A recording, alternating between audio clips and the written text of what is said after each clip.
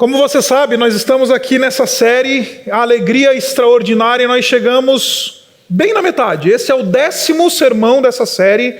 Nós estamos navegando através do livro de Filipenses e estudando e refletindo sobre essa chamada alegria extraordinária. Essa alegria que não é uma alegria ordinária, uma reação positiva aos eventos que acontecem na nossa vida. A alegria extraordinária é aquela alegria que é obra do Espírito de Deus na nossa vida. Gálatas, no capítulo 5 vai falar que o primeiro dos frutos do Espírito é a alegria. Ou seja, o crente, aquele que crê em Jesus, aquele que ama ao Senhor Jesus Cristo e confessa Ele como Senhor da sua vida, ele pode viver uma vida alegre independente das circunstâncias, independente dos eventos ordinários da vida. Porque a alegria para o cristão nada mais é do que uma obra do Espírito Santo na nossa vida. Hoje estamos abrindo o 3º capítulo. O 3º capítulo de Filipenses, ele é um capítulo bem interessante, porque ele vai começar convidando os crentes de Filipos a novamente se alegrarem em Cristo Jesus, encherem o seu espírito com a alegria que vem do Senhor, mas logo em seguida ele vai fazer uma série de advertências a um tipo de cristianismo que às vezes parece, mas não é. Parece, tem cara, tem jeito, tem sotaque, fala como se fosse assim, mas não é um cristianismo verdadeiro, não é uma experiência cristã verdadeira. Quando eu era criança, como você sabe, eu morei lá no estado de Roraima, em Boa Vista, e naqueles anos ali, no final dos anos 80, lá em Boa Vista, aquela região do norte do país era uma região de garimpo. Era uma região de garimpo. Então era muito interessante que no final do dia, você olhava para o céu, parecia que era um enxame de aves ou de gafanhoto no céu, mas não, era avião de garimpeiro saindo e chegando no aeroporto, um pequeno aeroporto que tinha em Boa Vista naquela época. Porque os garimpeiros, eles, iam para as regiões ali afastadas da região de Roraima por causa do garimpo. Então, ali por volta das 5 horas da tarde, aquela movimentação de avião, de garimpeiro e tudo mais. E por causa disso, a cidade, ela era uma cidade que tinha também a famosa Rua do Ouro, como nós temos aqui lá na Sé, lá em São Paulo. E lá, a rua Benjamin Constant, em Boa Vista, era a rua onde tinham as lojas de ouro. E não era muito comum, não era muito difícil encontrar, quase todo dia. A gente morava bem na região central de Boa Vista, então eu andava ali, criança, ficava brincando na rua ali, andando no meio do comércio e tudo mais. E era muito comum encontrar briga dentro das lojas de venda, compra e venda de ouro. Porque o pessoal ia lá vender aparentemente um ouro bom, um ouro legítimo, que na verdade era ouro de tolo, como se diz hoje. E aí o tempo fechava lá nas casas de câmbio, nas casas de compra e venda de ouro, que era caso de polícia, dava problema. Meus irmãos, nós vivemos uma época em que o evangelicalismo brasileiro, ele está sofrendo disso. Tem muita gente comprando ouro de tolo por aí, achando que é o evangelho verdadeiro, mas não é. Achando que aquilo que eles estão praticando é uma vida cristã legítima, baseada na Escritura, mas não é. Por isso que o apóstolo Paulo, ele começa no versículo de 2 dizendo: cuidado, cuidado, vocês precisam ter cuidado com aquilo que vocês estão consumindo ou com o tipo de experiência cristã que vocês estão tomando como verdadeira. Isso é algo contínuo, meus irmãos. Aquilo que nós estamos experimentando hoje Nas igrejas evangélicas hoje, isso não era diferente no período do apóstolo Paulo, porque pessoas estavam sendo introduzidas ou estavam se introduzindo no meio do povo de Deus, apresentando ideias, ensinando coisas que não estavam de acordo com o evangelho. E muitas vezes um povo sem discernimento, um povo sem conhecimento da palavra, compra o ouro de tolo. Ouve uma mensagem e guia a sua vida por uma mensagem que na verdade não é uma mensagem verdadeira. E o apóstolo Paulo ele usa uma expressão duríssima aqui para falar com esses indivíduos. E ele diz assim: cuidado com os cães. Por isso que o título desse sermão é Cão Feroz. Uma das minhas experiências com cães mais traumáticas da minha vida foi, de novo, uma experiência que eu passei lá em Roraima. Eu tinha um amigo muito querido, talvez um dos meus melhores amigos, era um indivíduo chamado Samir.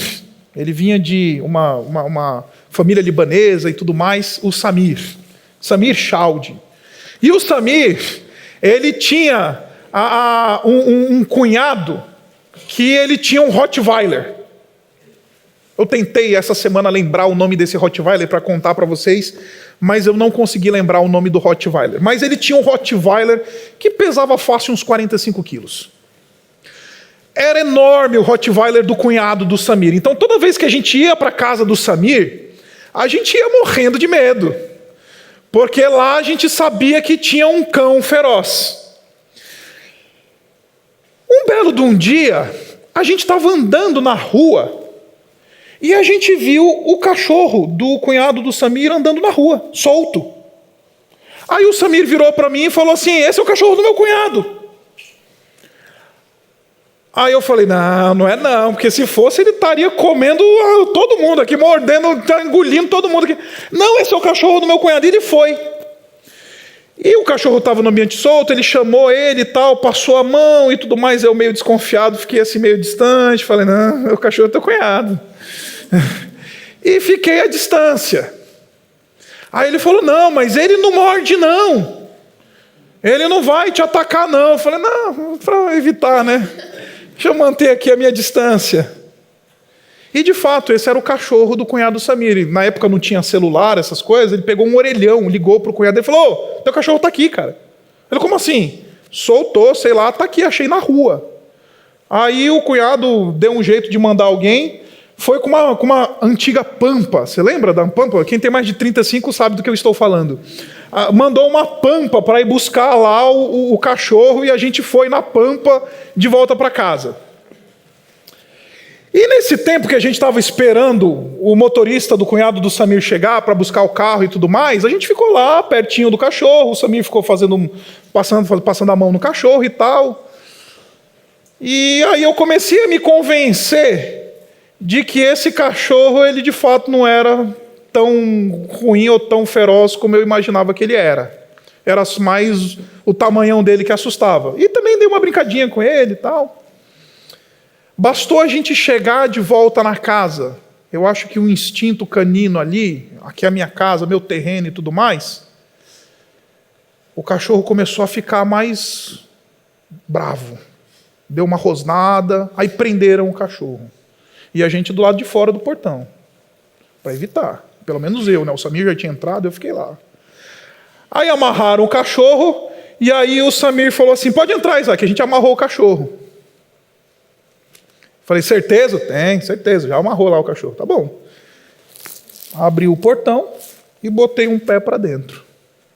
Bastou eu colocar um pé para dentro, aquele cachorro virou o cão de guarda da casa. Meus irmãos, eu nunca pulei um muro tão rápido na minha vida.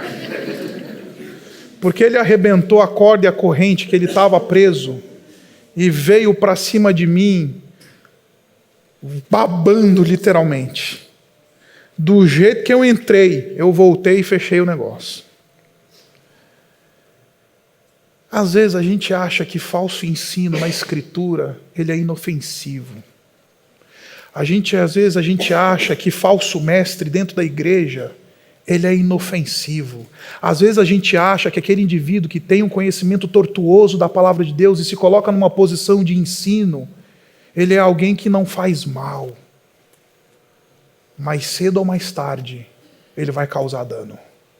Mais cedo ou mais tarde, ele vai morder alguém.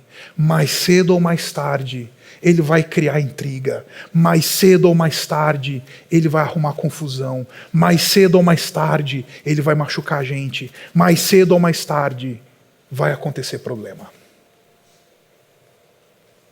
Então o apóstolo Paulo, ele está dizendo, povo, cuidado com os cães. E como eu disse para você, cão aqui é uma expressão pesada. Naquele mundo antigo, chamar alguém de cão era uma expressão quase que pejorativa. Os judeus chamavam os gentios de cães. Por exemplo, o Senhor Jesus Cristo, quando ele quer testar a fé da mulher cirofenícia, ele diz o quê? Olha, não podemos dar o alimento dos filhos para os cães. Porque chamar de cão é uma coisa que não é simples, não. Não é elogio, é pesado. E o apóstolo Paulo está dizendo, esses homens que estão aí, ensinando coisas que não são o evangelho, eles são cães. Cuidado com eles. E o texto diz assim, cuidado com esses que praticam o mal e cuidado com a falsa circuncisão.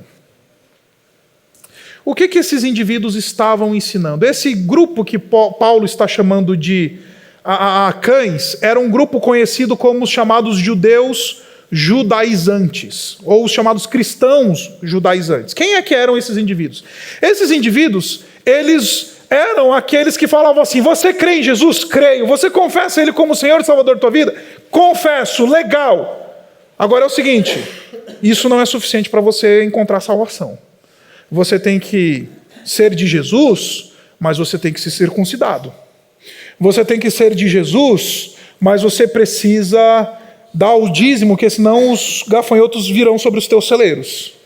Você precisa ser de Jesus, mas você não pode sair debaixo da cobertura espiritual do pastor, porque senão maldição virá sobre a tua vida.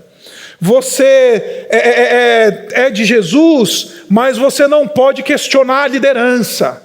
Você é de Jesus, mas você tem que colocar roupa de crente. Você é de Jesus, mas você tem que apagar a tatuagem. Você é de Jesus, mas você tem que ouvir esse e aquele estilo de música. Você é de Jesus, você tem que ter linguajar de crente. Jesus e mais alguma coisa.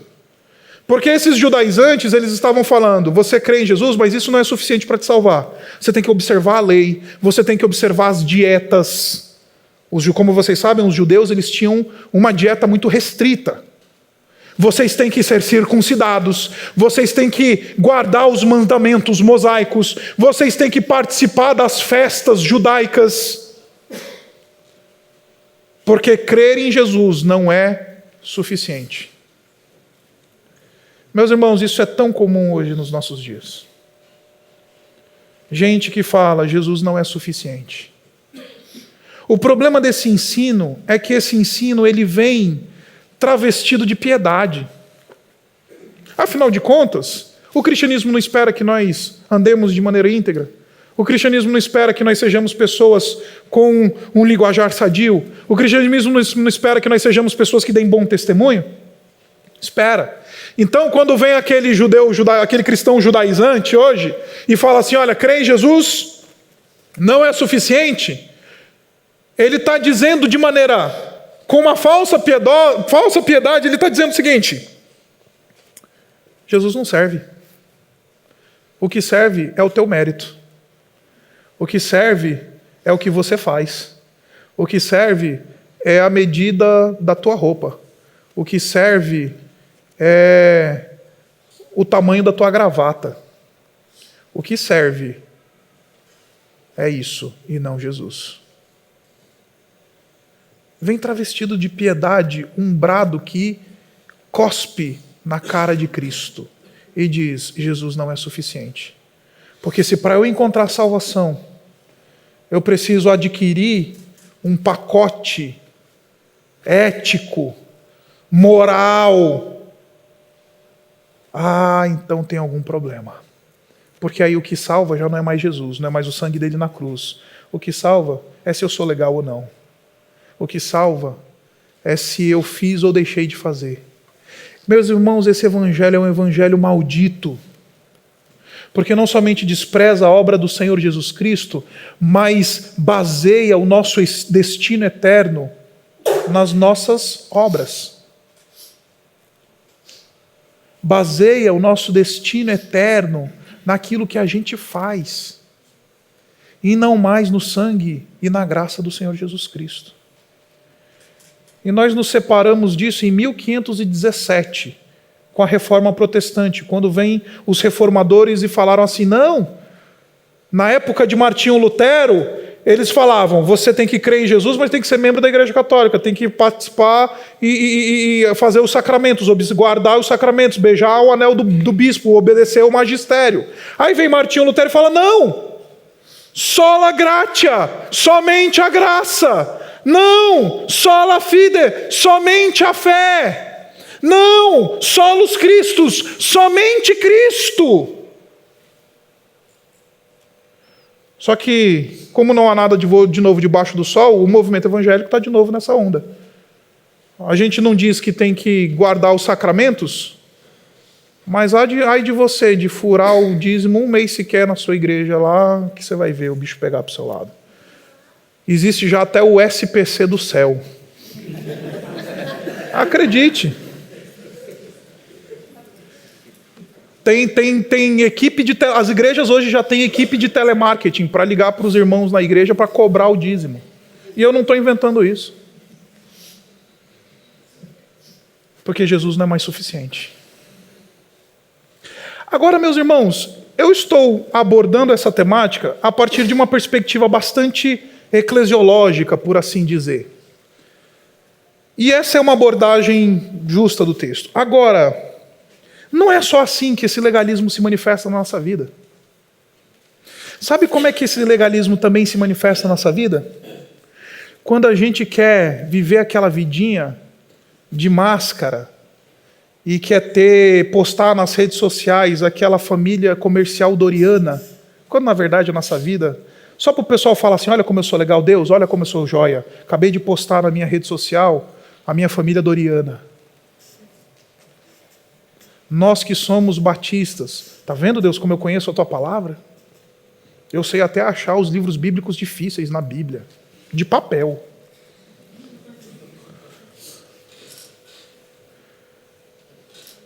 Esse legalismo, ele não se expressa só na observância de ritos, na observância de um cristianismo que parece, mas não é. Mas esse legalismo também se manifesta na medida em que a gente acha e que a gente vai conquistar mérito diante de Deus, de maneira que Deus vai olhar para a gente e vai falar assim, ai, que legal, olha só, vou até salvar, de tão legal que ele é. Vou até salvar, porque esse cara é sensacional.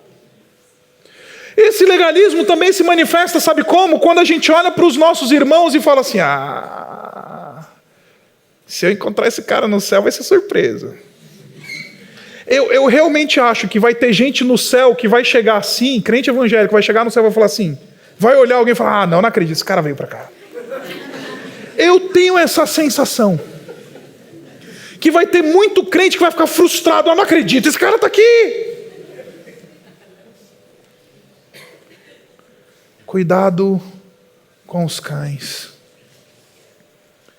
Cuidado com aqueles que estão ensinando vocês a orientarem, basearem a caminhada cristã de vocês em legalismo e não na graça. Agora, meus irmãos, tudo que eu estou dizendo não quer dizer que a gente agora vai chutar o pau da barraca, vamos tocar o terror, vamos agora viver uma vida como Deus quiser. Não estou falando isso. Porque é exatamente isso que o apóstolo Paulo vai dizer. Ele diz assim, versículo 3, pois nós é que somos a circuncisão. Nós é que adoramos pelo Espírito de Deus, que nos gloriamos em Cristo Jesus e não temos confiança em alguma na carne.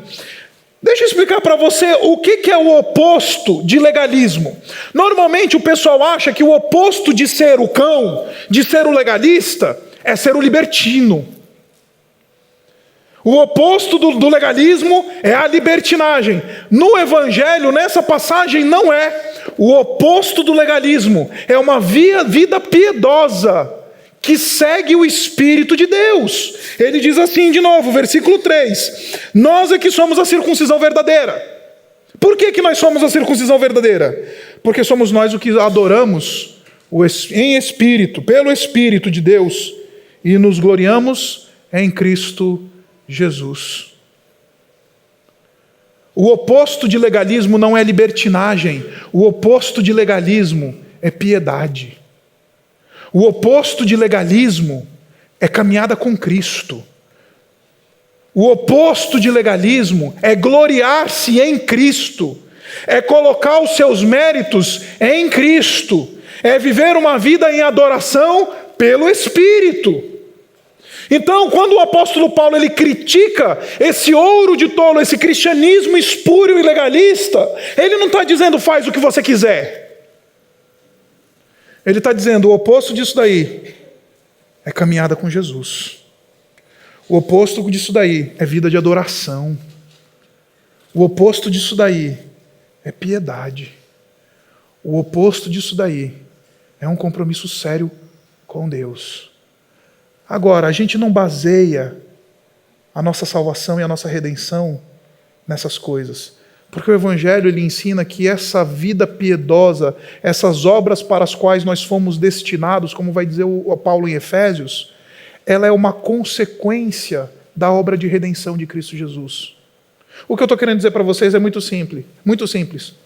O cão, o falso mestre vai dizer assim, para Jesus te aceitar, você tem que trocar de roupa, você tem que tirar o brinco, você tem que cobrir a tatuagem, você tem que, enfim, fazer isso, botar roupa de crente, você tem que colocar o paletó todo domingo, você tem que subir, dar a oferta, você tem que fazer isso, aquilo, participar da campanha, lá. Aí Jesus vai te aceitar. Não, é o contrário que o Evangelho ensina. O Evangelho diz, uma vez que você foi resgatado pela graça, uma vez que você foi tocado pelo poder do Espírito de Deus, esse Espírito começa a produzir em nós uma vida diferente. Uma vida, como vai dizer o Evangelho, novidade de vida. E aí a gente começa a frutificar e produzir fruto, não para alcançar a salvação, mas porque nós fomos alcançados por ela. Não para que a gente possa se gloriar e dizer, olha Deus, como eu sou muito legal e especial, mas porque nós somos objetos da graça de Deus. Porque antes de qualquer coisa, nós fomos resgatados por Cristo Jesus. Esse é o âmago do Evangelho. E meus irmãos, eu vim aqui dizer para vocês que eu estou pregando uma mensagem absolutamente ofensiva. Ela é ofensiva. Eu creio que tenha, neste momento, enquanto estou lhes falando, gente aqui dentro, é estatístico, que está bravo com o que eu estou falando. Sabe por quê? Porque a graça ofende. Porque a graça ela é absolutamente ofensiva a gente. A graça do Senhor Jesus Cristo, ela aplaca o nosso ego de dizer eu me basto, eu sou bom, eu sou legal, eu ganho bem, eu tenho uma carreira legal, eu ajudo os pobres, eu estava lá com o pessoal distribuindo agasalho, eu sou uma pessoa joia. A graça aplaca essa arrogância religiosa. Ela ofende. Porque o Evangelho vai dizer, não é sobre o que você faz, é sobre o que Jesus fez. Não é sobre você ser bonitinho ou legalzinho, é sobre a graça do Senhor Jesus Cristo ter se derramado na tua vida. E as obras, pastor? E a piedade, pastor? Vem depois. É consequência. Uma vez que o Espírito opera e trabalha no nosso coração, aí a gente começa a ser motivado, e usando a linguagem neotestamentária, constrangido por esse amor, e levado a uma vida de piedade essa vida que adoramos pelo Espírito de Deus e nos gloriamos em Cristo Jesus, e não temos confiança na carne. Cuidado com o cão, que vai te dizer, confia na carne. Conquiste. Você é cabeça e não cauda. Seja vitorioso. Não. A mensagem do Evangelho é outra. A mensagem da graça é outra. E, meus irmãos, os cães estão dentro das igrejas evangélicas, deturpando, contaminando a mensagem do Evangelho, escravizando as ovelhas do Senhor Jesus Cristo, ferindo as ovelhas do Senhor Jesus Cristo, machucando as pessoas por aí, porque estão dizendo, não é sobre Jesus, é sobre o que você faz.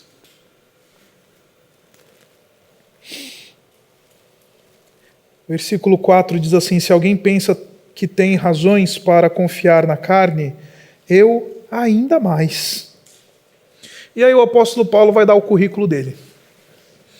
Ele vai dizer, se tem alguém que tem razões para confiar na carne, credenciais, sou eu. Então o apóstolo Paulo, ele chama os filipenses para fazer, vamos ver quem tem mais aqui? Vamos ver quem é que está com a carta do super trunfo na mão, quem tem o zap na mão? Vamos ver quem é que se fosse para medir na carne, vamos ver quem que pode medir melhor e maior? Tá bom, vamos lá. Versículo 5. Fui circuncidado ao 8º dia. Ele tem aquilo que todo judeu considerava a marca que simbolizava a posse e a propriedade de Deus em relação ao seu povo. Como é que o judeu ele tinha certeza de que Deus era o Deus dele e que aquele povo era o povo de Deus? Como diz Deus lá em Êxodo 19, eu serei o seu Deus e vocês serão o meu povo. O que marca isso? A circuncisão. Pertencente ao povo de Israel. Sou israelita verdadeiro. Sou da tribo de Benjamim. Verdadeiro hebreu. Quanto à lei, fariseu. Ele era um fariseu. Meus irmãos, se a vida cristã significa ser um indivíduo bonitinho, corretinho, que guarda os mandamentos e tudo mais, eram os fariseus que iam ir para o céu. Porque eu garanto para você, qualquer fariseu do primeiro século, ele teria um padrão moral muito mais alto do que eu e você e todos nós juntos. Um fariseu, ele tinha um padrão moral e de zelo, de obediência, muito mais alto do que todos nós juntos. Como é que o Senhor Jesus Cristo chama os fariseus? Sepulcros caiados. Porque não é sobre ser certinho, é sobre deixar Cristo tocar e transformar a nossa vida. Quanto ao zelo, eu era perseguidor da igreja, e quanto à justiça que há na lei, irrepreensível. E eu quero ficar com essa palavra para terminar esse sermão. Irrepreensível. O apóstolo Paulo está dizendo, se tinha alguém que podia chegar para Deus e falar, olha Deus, como eu sou legal. Se tinha alguém que podia apresentar méritos da carne e falar, olha Deus, está aqui, conquistei. Este era o apóstolo Paulo, a ponto dele poder dizer, eu era irrepreensível. Agora, meus irmãos, eu vim aqui dizer para vocês, na vida cristã, a condição de irrepreensibilidade, eu não tenho outro termo, é isso mesmo. A condição de ser irrepreensível não é sobre fazer ou deixar de fazer, é sobre estar em Cristo. O irrepreensível no Evangelho não é aquele que completa e bota um cheque em todas as suas tarefinhas. O irrepreensível no Evangelho é aquele que abraça o Senhor Jesus Cristo em dependência, dizendo: tu és irrepreensível por mim, porque eu não consigo. O teu mérito é o mérito que eu posso apresentar diante de Deus, porque eu não tenho mérito para apresentar para o Senhor. A tua vitória, a tua morte e a tua ressurreição é aquilo que eu posso apresentar diante de Deus para que eu possa ser aceito por Deus. Irrepreensível no Evangelho não é o que faz muito ou o que faz pouco. É aquele que vai para o pé da cruz e diz: Senhor, eu não sou perfeito. Senhor, eu não estou bem longe de ser. Mas porque Jesus viveu a vida que eu jamais conseguiria viver e morreu a morte que eu merecia ter morrido, Ele é irrepreensível por mim. É o mérito dEle, é a vitória dEle. É nele que eu vou me agarrar e vou me gloriar e vou dizer: se tem algo de bom em mim, é aquilo que o Senhor Jesus Cristo conquistou na cruz por mim.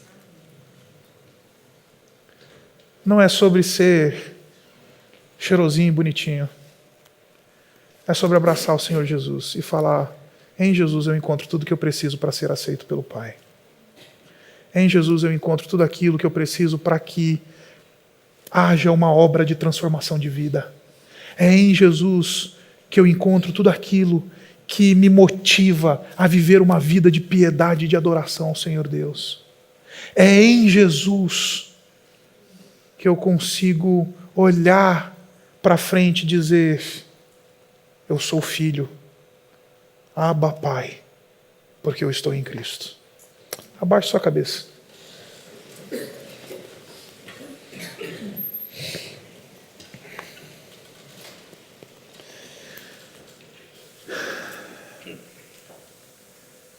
Queria convidar você essa manhã a fazer essa oração. Senhor, não permita que eu seja enganado por ouro de tolo. Me ajuda a ter cautela com os cães que estão espalhados por aí. E Pai, nas minhas imperfeições, nas minhas mazelas, naquilo que está passando dentro do meu coração, me ajuda a olhar para Jesus e ver nele o meu Redentor. Me ajuda a depender dele. Me ajuda a confiar nele nessa minha caminhada. Porque hoje eu reconheço que eu não tenho mérito nenhum para apresentar a Deus. Não tenho virtude alguma que eu possa entregar para Ele, a não ser aquilo que Jesus fez por mim. Obrigado, Pai, pela Tua palavra. Obrigado porque o Senhor Jesus, Ele já conquistou tudo que era necessário para que a gente pudesse ter acesso a Ti. Obrigado porque Ele viveu a vida perfeita e Ele morreu a morte que a gente precisava e merecia ter morrido. E Pai, não permita que os cães nos enganem. Não permita que aqueles que pregam o evangelho escravizador nos escravize. Nos dá, Pai, olhos para o evangelho da graça de Cristo Jesus. E Pai, ajuda-nos a depender somente de Jesus. E golpeia, Pai, essa manhã o nosso ego religioso, a nossa autossuficiência. Golpeia essa manhã, Pai, os nossos méritos pessoais, para que a gente possa ser como crianças que dependem única e exclusivamente do seu Pai. Então, Pai, quebra a gente essa manhã. Nos lembra do Evangelho verdadeiro. Nos lembra que nós somos chamados para uma vida transformada, não para alcançar o céu, mas porque o céu já chegou até nós. Porque Cristo já está conosco. E faz de nós, ó Pai, indivíduos que amam o Evangelho e vivem por ele. Nós oramos assim no nome do Senhor Jesus. Amém.